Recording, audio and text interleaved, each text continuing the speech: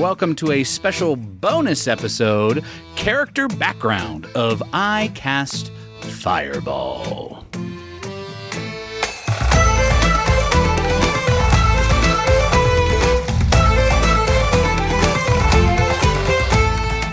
I'm Jacob, the host for these background episodes, and today we're going to be looking at the background questions of how they created their character to...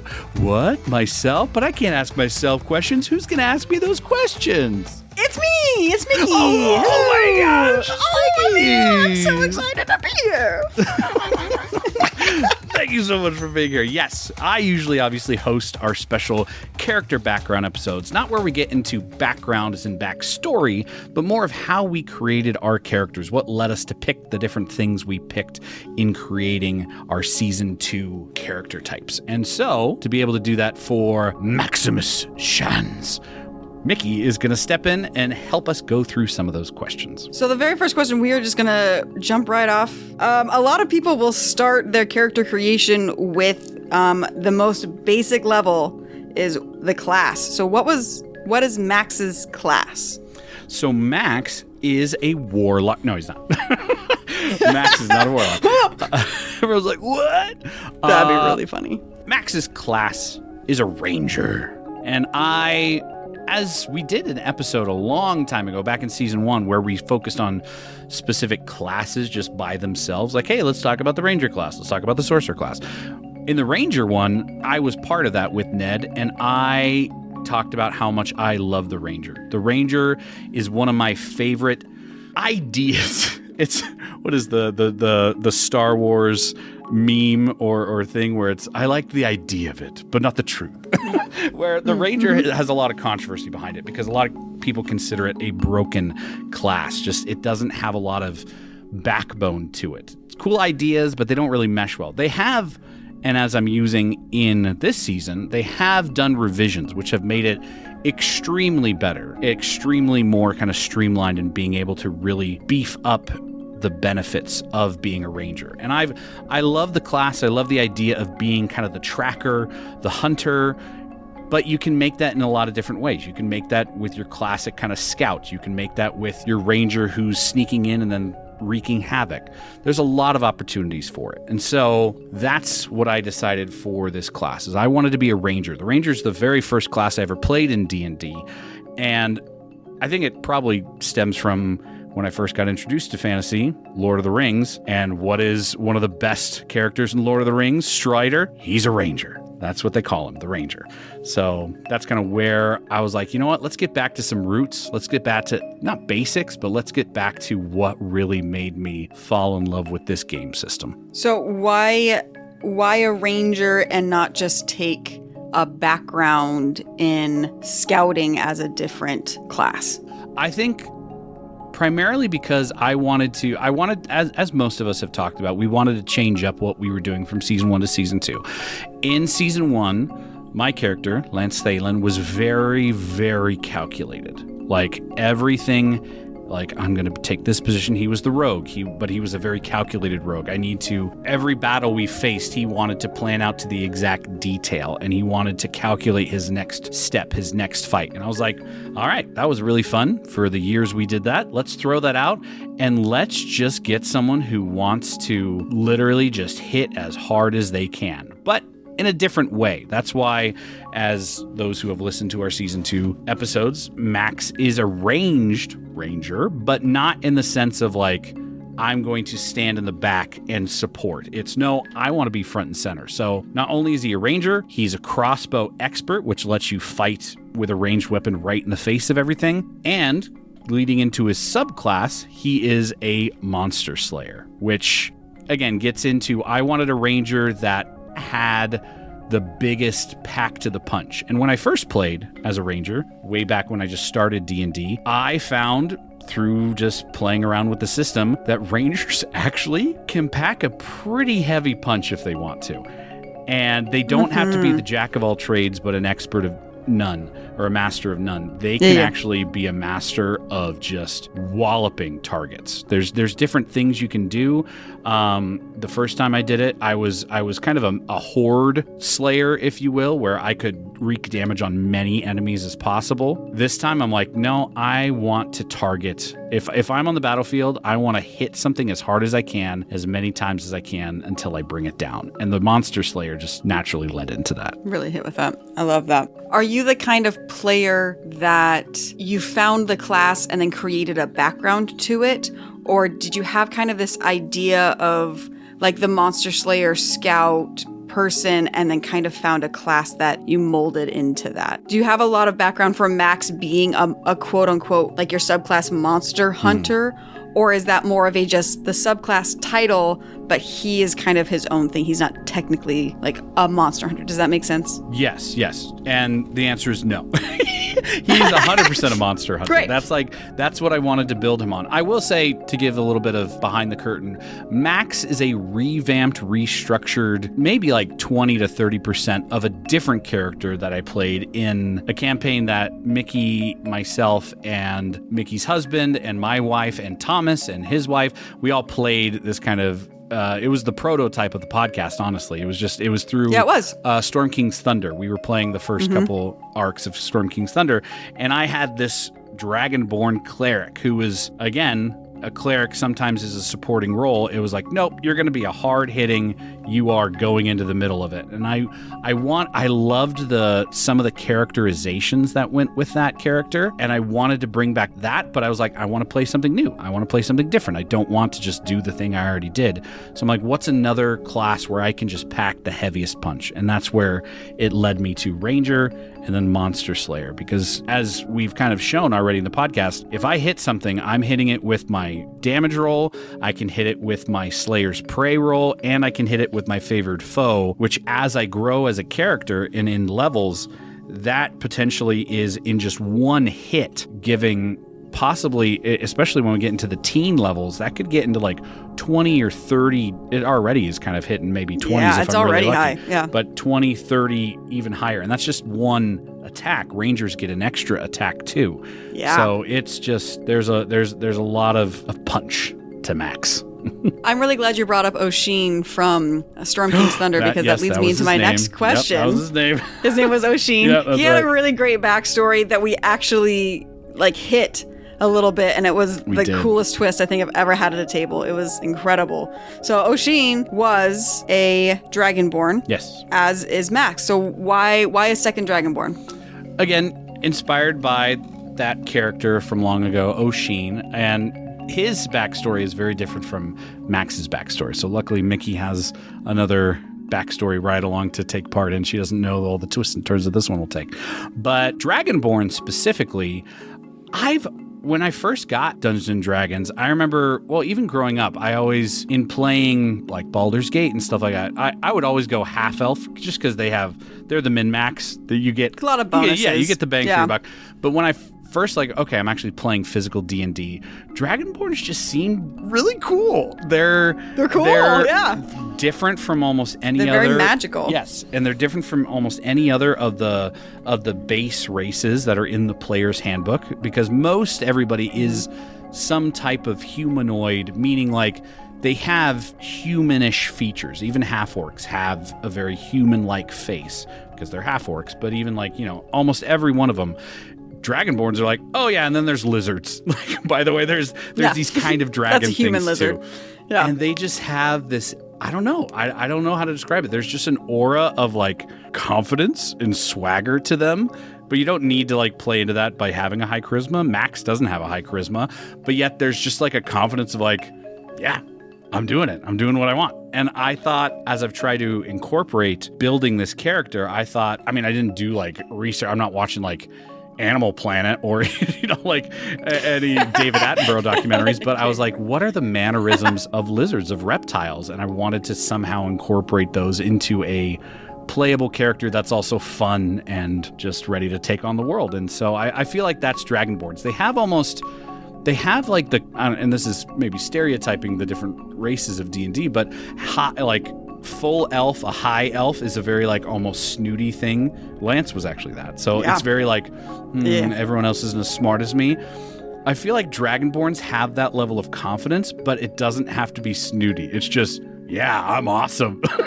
And I'm ready to take on the world, baby. And that's what I wanted to kind of play into, this character where especially Lance was so, even though he thought himself smarter, he was very timid and very shy and very withdrawn from the world. Max is out there in the open. And I felt like a Dragonborn is such an, you can't hide when you're a Dragonborn because you're so different from everybody else. And so I wanted to play this, I am totally different, and I'm totally fine with that because I'm ready to see what the world has to offer. Awesome. I have 2 follow-up questions about Dragonborns. I don't off the top of my head, because I've never played a Dragonborn. Is a Dragonborn born of Dragonborn parents, or are they a half situation? Is it a born to human parents but have lineage? Do you know off the top of your head? No, so Dragonborn is I'm getting my player's handbook down from my shelf. Dragonborns, from what I understand, they're not like ASMR, or they're not like tieflings who have maybe a mixed lineage. They're for the most part, they are fully like just a full race to themselves. They are Dragonborn. They are descendants at some point from dragons themselves, but became over time kind of more humanoid in their existence. As I'm flipping to it right now. Elves, races, there we go. Yeah, Dragonborns. So as it says, born of dragons, as their name proclaims, the Dragonborn walk proudly through the world, see, there's that kind of confidence, that greets them with fearful incomprehension. Shaped by draconic gods or the dragons themselves, Dragonborn originally hatched from dragonades as a unique race, combining the best attributes of dragons and humanoids. Some dragons are faithful servants of dragons, others are soldiers, some are just on their own. So yeah, they're descendants of dragons, kind of created by dragons or maybe the gods, like Tiamat or Bahamut. And yeah, they're just doing their own thing. Sick. Okay, my second follow-up question. Once and for all, does Max have a tail? Okay. There was, to give people who might not catch it, there was a little bit of controversy because there's an episode where Buster asks Max, how many limbs do you have? And I counted to 5. And everyone's like, wait a minute, hold on.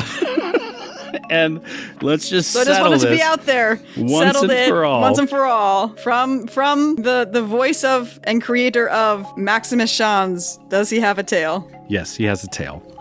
Yes. But yes, he does. I will say, this shows how also maybe I didn't read fully. I thought Dragonborns did have tails. I don't know if they do or not. And that's so this is your character. It's made up. It's whatever you want. When one of our chats on Patreon blew up, when you guys told me and informed me, I was like, wait, they don't? And I did research, and yeah, apparently they don't. But Maximus does, because guess what? We're in the world of Pathfinder. He was blessed that way. Yes. And so there's a lot of differences going on in Pathfinder. In Pathfinder, Dragonborns have tails, if you didn't know that. So that's my own lore that I've created. There you go. Maximus Schanz has a tail. It's like a pug tail. No, I'm sure. No, it's not. It's like a little corgi tail. No, he has a tail. It's there. It's blue, like his scales are, and yeah, that's him. One more thing about race. Why a blue dragon? Oh well, technically he's not blue. Well, he's a sapphire dragon. So he's actually a sub. Is there a reason race. that you picked that specific sub race, or is it just because you liked the color blue and you thought it was cool to be a blue dragon? Blue is my favorite color. So that was an obvious go-to, but when I started looking into, okay, blue, what are there? Because Dragonborns have, according to their scales, their breath weapon can match that. And I was like, okay, do I want to do blue? Do I want to do? And then all of a sudden, something that came out through kind of add-ons to 5th edition was there's gem Dragonborns. And I was like, what? And so I looked into that, and they have their own cool special abilities, like being able to fly, as Max has now shown that they can do at level 5. And Sapphire was actually 2 things to that. One, it was part of my wedding colors, actually, with me and my wife, sapphire. It sure was. She has sapphires in her ring. Yep. And that was what she wanted in her ring, was sapphires. And from what I remember, sapphire is also my birthstone. So I was born in September, and that is sapphire. So that was kind of just a cool connection back to myself as, oh, that was a wedding color that I had, for my wife and I's wedding. And it's also my birthstone. I love that. Thank you so much for sharing. I believe I know what Max's background is, but why don't you tell the rest of us in case somebody else missed it like I might have? For his backstory, or his background, I should say, I don't think I have revealed his background, and it does definitely tie into his backstory. It's very connected to how Lance Thalen's background, and... Are you going to reveal it right now, or we just need to skip that I question? am. I'll reveal it, because I've alluded to it, and it won't give too much away. It is not in the player's handbook originally, it's in one of the expansions and editions. It is the ruined background. Yeah, I did not know that. No, so... nobody does. This is a little special. If you do listen to the bonus episodes, you do get a little bit more than... Now you'll know. He is part of the ruined background, which kind of connects to what's been talked about so far, that as you might have heard, somehow something in Max's past has made him fall into misfortune. And that's what the ruined background specifically states, is that you've had a lucky life and something happens where it throws it all off. And as you might connect... I think this is okay to reveal, because we've encountered it. Max has now the deck of many things, and he reacted very surprised, and he brought out his own card to it. So obviously you want to put two and two together. Something in the deck of many things has ruined Max's life. I won't say which one, because the ruined has it brings up 3 or 4 cards that obviously have misfortune in them, and I might have picked one of those, or I did my own research. I might have picked another one entirely, and Max is going through some crazy crap. But he is the ruined background. And part of the ruined background, you get a feat because your life has been ruined. You almost have had to adapt, and you get to adopt a feat. So instead of necessarily getting a proficiency, you get a feat connected to it, and the feat that Max has, which I have said in the podcast, is alert. He is always alert. Cool. So that means he has a +5 to initiative, and unseen creatures don't have advantage on him on attack rolls, and he can never be surprised. So anything that happens, Max is like, that's cool, but he'll never be surprised, and so there can never be really a surprise round on Max either. I love that flavor, that idea that they've been so ruined that they had to adapt, and so he needs to be ready all the time, to flavor why he would be alert, why he has that feat. That's cool. Either ready all the time, or because of what's happened to him, he wants to be extra vigilant. Nothing surprises him anymore. Yeah, that's a little bit. I won't get into any more of that. You can look up It's a really awesome... Again, I picked the haunted one for Lance Thalen, and this one I picked the ruined one. There's a lot of cool opportunity you can create with a character with that background, and there's definitely a lot of little spices that I've used from that and from other things to help form Max. All right, so my next question is, it can be kind of a hot button, controversial, take it or leave it kind of a thing in Dungeons & Dragons. It's a very common thing to do. You're supposed to pick it when you make a new character, but a lot of people don't necessarily like it, or they don't play to it. That is the alignment within Dungeons & Dragons. Lawful to chaotic, good to evil. Do you like it, and do you play it? I love alignments. And if you do, what is it, Max? I love alignments. I love alignments too. Not to the effect of what becomes the negative. I hate where someone's like, well, this is what my character would do, and I could never stray from it. I like to do something and somehow either get it to justify itself to the character of their alignment, or show that it makes the character change their alignment. So I love alignments, though, because it gives you guiding principles. It's just the same as on any character sheet of 5th edition Dungeons & Dragons, you have personality traits, ideals, bounds, and flaws. Bonds. Which I love to do because it helps me form what my characters do. But it's a guideline. It's not a tried and true thing. So Max's is chaotic good. So that is his alignment. So he doesn't necessarily have to follow all the rules. He doesn't necessarily have to always be in the right, but at the same time, he generally wants to do good to those around him and wants to generally fight against the bad, which is interesting to be in a pirate world and have that background. But at the same time, I think of all the goods, chaotic good is the one that fits the most, because you can definitely be a pirate, want to be able to help your party, but at the same time, you're not out there to just mercilessly kill and maim, especially when it's connected to your party. Like, I think a good example of this is that kind of shows maybe why Max did what he did. At the very beginning, near the first couple episodes, Ignis was about to just straight up kill some mutineers, and Max stopped her. One, because he wanted the captain to have control, but two, it was also wait a second, we're not just as soon as someone turns ready to kill. And but then when they said, yeah, forget you, we're never going to do this, when chance was given, then it's, well, then you are bad and I need to protect my new family, my new friends, my new party. And so that's when he steps in with Ignis later on to just immediately put him down because they are not willing to bow to the new captain, and they are saying, we're going to keep trying to overthrow you if we stay on board. So it's like, okay, then you got to go. So that led to some, but again, I didn't want it to be, if I was just good, it's like, no, we can't kill them. We have to always let them go. It's like, no. Max can adapt. He can find situations where he helps the party and justifies how maybe an act that might be considered a little sketch can actually be good in the sense of protecting his world and the good of his world, which is the ship. Another example of this is, I wouldn't say I was actively thinking this, but I think it fits well into what happened when he has his confrontation with Buster, where Buster's like, you can kill me, man. And Max is like, no, I'm not just going to straight up kill you, because that's like killing the mutineers who I have to give more chances. I have to assume that you can do good and let you have an opportunity. I saw somebody pose recently the idea that the difference on the sliding scale between good and evil being, particularly in Dungeons and Dragons, is that a good person sees people as people and that an evil character sees people as resources to be used.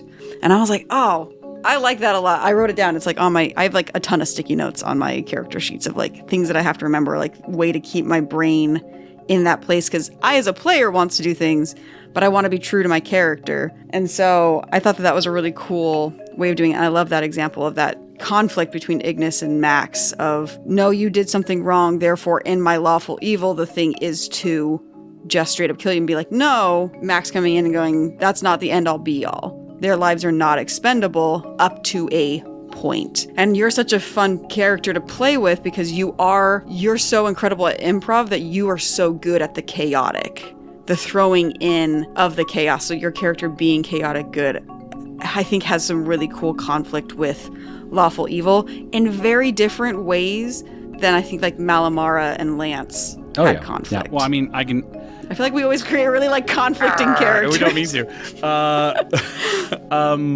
Well, one thing that straight up like shows that what you just said of good looks like someone who's in a good alignment looks at people as people, and someone who's in an evil alignment looks as people as resources, or things as resources. I think an obvious one showing both of our characters' alignments is with the elemental and the conversation we have that is on an episode when we're on the boat, where Ignis finds out why Max actually cried when we let the elemental go. And it was because Max viewed it as an entity, as a being of feeling and of purpose and of needing stuff, and Max connected to that. And I was like, yeah, this is its own, it has a right to be. And Ignis was like, I could tell in when we were playing that you were playing off the idea of Ignis having conflict, being like, wait, so you've felt for that? You felt for this other thing that's not like you at all? And I think that shows the evil having a very different perspective from the good. And I really loved what you said when we first started talking alignment. I think the reason I also like alignment is because I feel like you can see growth. Oh, 100%, yeah. Without holding the alignment. Even if your character starts off with an alignment and finishes that same alignment, I think the way that they are within those alignments can shift so much. Mm-hmm. And that shows their character arc is really cool when you're really dedicated to it. And that's not to say that if you don't like alignments, how dare you? Don't play this game. Because I think that there's an argument to be made that if you don't like to play alignments, or I have played at tables where it is really annoying when you have a lawful, like a chaotic, even a chaotic good character that's just like going off. And you're like, you're not playing a team game. Yeah. We're all like, this is a co-op game. Play something that makes sense at a table. For sure. And we have a unique way of playing. We are playing to create a story. So it's very much, we can have moments of conflict because we know that can help us have interesting character, like again, the mutineers. We can have that moment because we know later on in the story we can address that.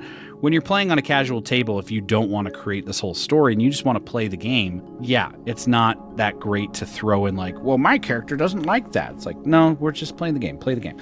So definitely you want to make sure you're playing that way with the right people who want to, and you trust to have that kind of experience with. So we've come to the last question. There is a background to this question being asked. If you've listened to the other Meet and Geeks, Jake has explained it eloquently. I tried to remember it when he interviewed me, and I have forgotten. So if he wants to explain it, he can explain it. It's a question that Josh created in our first background character episode, which actually he got from Abria Ivangar, who is a very famous D&D RPG, any and all tabletop system player, Dimension 20, other things that she's done. She's been on Critical Role as well. But yeah, that's where kind of Josh decided, he's like, hey, this would be a cool thing to ask. And I have my answer for Buster. And I was like, yeah, let's ask everybody and see if we have an answer for it. So that's kind of the background. And I think this is a genius thing, even just in character creation. I've seen variations of this, so I'm really glad that the question was asked. And I think that it is something, if you're really creating a three-dimensional character or a character that you're wanting to have some kind of realism and depth, because sometimes you just want to play a TTRPG just to have a little fun, like one shot it's not that deep.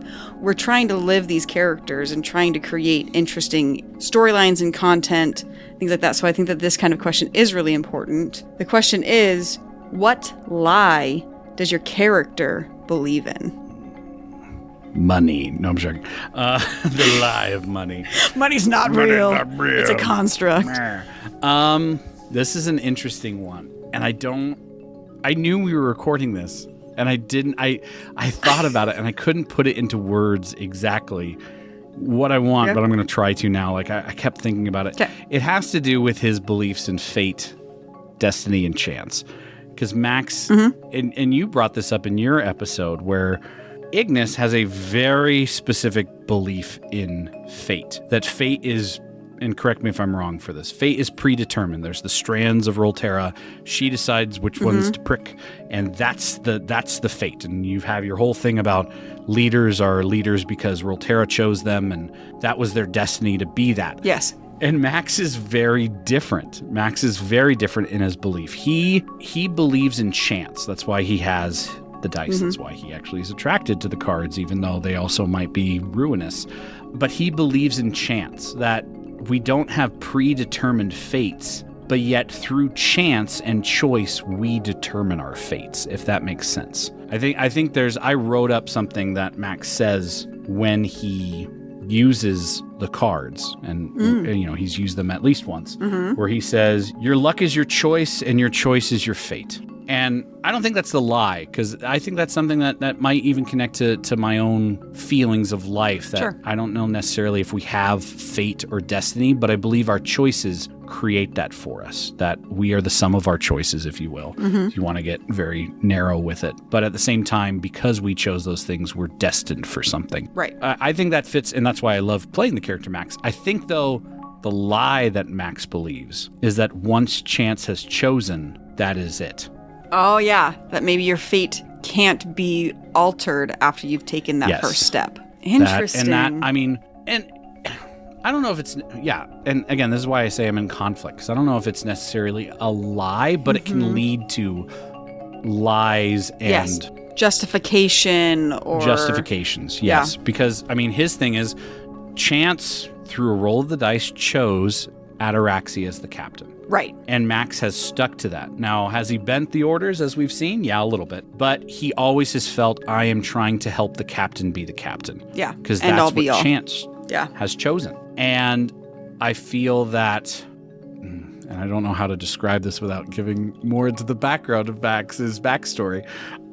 He believes that once chance has chosen, that's it. But he's in a really big place of conflict with that. And I think it can lead to definitely some conflict, and it can lead to some, well, no, you can, I think it leads to what Buster maybe said to him is, you have the choice right now. Yeah.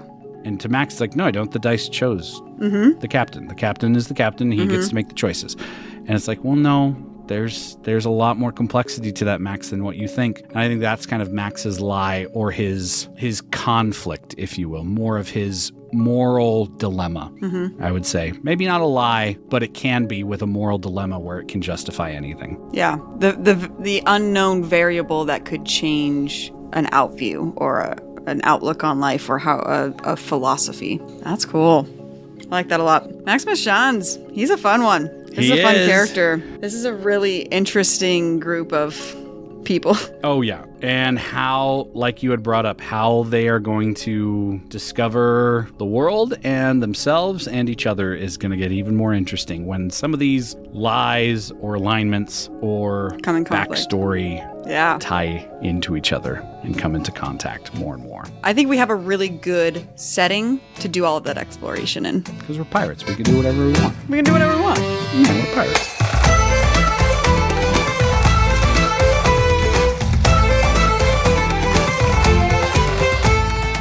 Thank you, listeners, so much for listening to this special background character questionnaire episode of I Cast Fireball. I am Jacob, and joining me to help guide through Max's backstory, I'm Mickie. I play Ignis. Again, thank you for listening. Make sure to like, subscribe, share this podcast with your fellow friends and wacky adventurers. I know I'm jumping around than what Thomas does, but hey, this is a special bonus episode. I can do what I want. Make sure to also follow us on social medias and to leave us reviews on any podcast listening device or application of your choice. And we also have our sister podcast that we want to pay tribute to. We have Ned's Improv Tabletop, which is going through so many different systems. He likes to explore different kind of unique systems that are out there. The Fate Tabletop Accelerated system he plays with a lot. That's kind of the go-to that they bounce around back to all the time. But he explores a lot of different options and a lot of different stories and a lot of different worlds. We have Jurassic Park. We have Serial...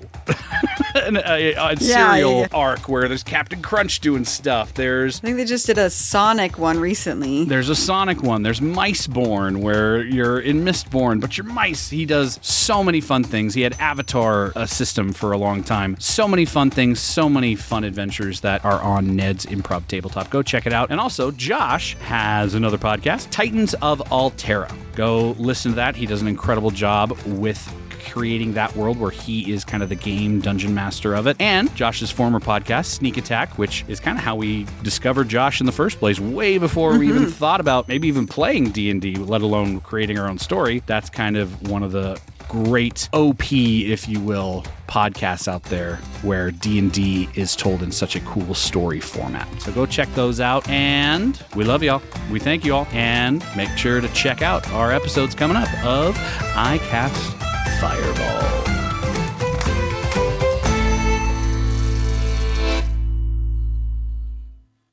I feel like a radio DJ when I do that. I'm like, I cast Fireball. 51 FOM. The Splurge.